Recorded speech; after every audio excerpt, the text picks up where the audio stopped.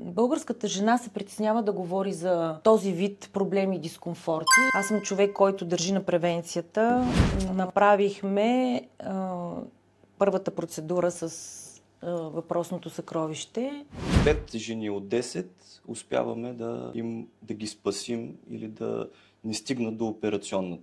По негов съвет направихме 2 мезотерапии, от които ефектът беше вау. Смятам, че крачката, която направих, беше правилната и съм благодарна и се чувствам страхотно. Жените да знаят, да не се притесняват, да знаят, че съществуват тези възможности, да се възползват от тях. Добър ден! Здравейте!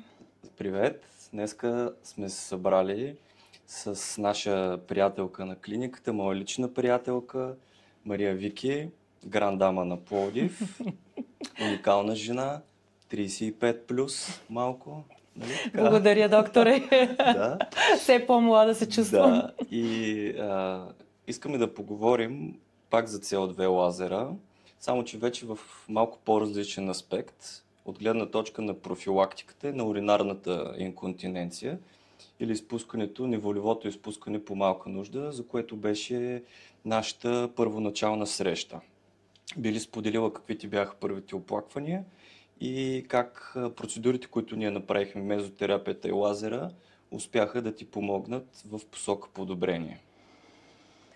Значи, пациент съм на доктор Минчев вече достатъчно време. Имам му огромно доверие и съм му благодарна за грижите, които полага. Както и доста твои подчинени приятелки. Какво беше по домова книга? Раждания, нали? Да. разраждания, бременности и така нататък. Значи, споделих моите притеснения и опасения в посоката на неволното изпускане. По негов съвет направихме 2 мезотерапии, от които ефектът беше вау. Просто всичко отиде в историята, беше забравено. Имайки в предвид обаче, че все пак възрастта напредва, измененията, които се случват на физиологично ниво, са неизбежни. Нищо, че 35+ не звучи толкова страшно. Да, точно така. Значи, по негова препоръка направихме първата процедура с въпросното съкровище. Аз съм човек, който държи на превенцията. Искам да се чувствам добре в кожата си, във възрастта си. И смятам, че крачката, която направих, беше правилната. И съм благодарна и се чувствам страхотно. Тук може би е важно сега да изговорим как всъщност профилактиката е тази, която не позволява на проблемите, които сполитат жените, които навлезнат в климактериум, защото климактериума, да, това е един преходен период. При българската жена е между 2, 3, 5, 7 до 10 години. Т.е. периода преди настъпване на менопаузата, където нивата на половите хормони, които всъщност поддържат из основа съединителната тъкан на тазовото дъно и съответно превентират едни такива оплаквания, започват да намаляват и това води до тези оплаквания, тези проблеми. Идеята е да се започне овреме, по-рано, за да може всичкото това нещо, всички тези оплаквания да могат да се превентират. И най-вече това, което аз лично наблюдавам в последните няколко години, с които работя с CO2 лазер, което лично мен много ме изуми, е как примерно от 5 жени от 10 успяваме да ги спасим или да не стигнат до операционната.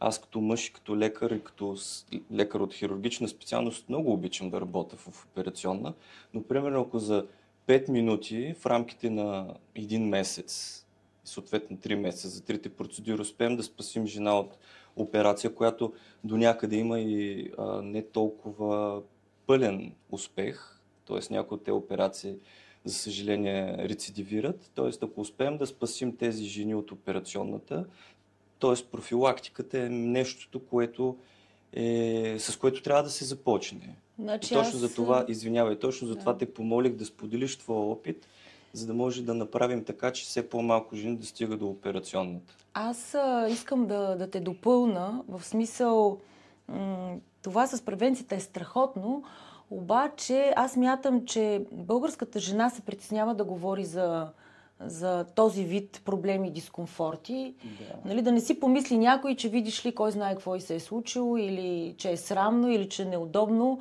В крайна сметка неудобството е за нас самите, защото когато има подобен проблем, той е ежедневен, ежеминутен, дискомфорта влияе на качеството на живот, на усещането, ако щеш, на сексуалния живот, което смятам, че сексуалният живот също е определящ за качеството на живот на съвременната жена.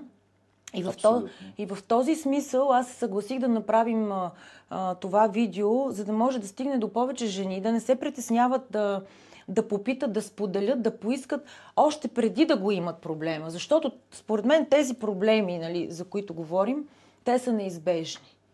И когато настъпи момента вече да е оперативно, нали, както ти се изрази, не казвам, че е твърде късно, но смятам, че когато има профилактика, решението на дискомфорта, няма да употребя думата проблем, решението на дискомфорта е много по-прост, по-лесен и смятам, че от тук трябва да започнем от това, нали, всички жените да знаят, да не се притесняват, да знаят, че съществуват тези възможности, да се възползват от тях с пълна сила, за да може да се предотврати последващи проблеми, интервенции и така нататък.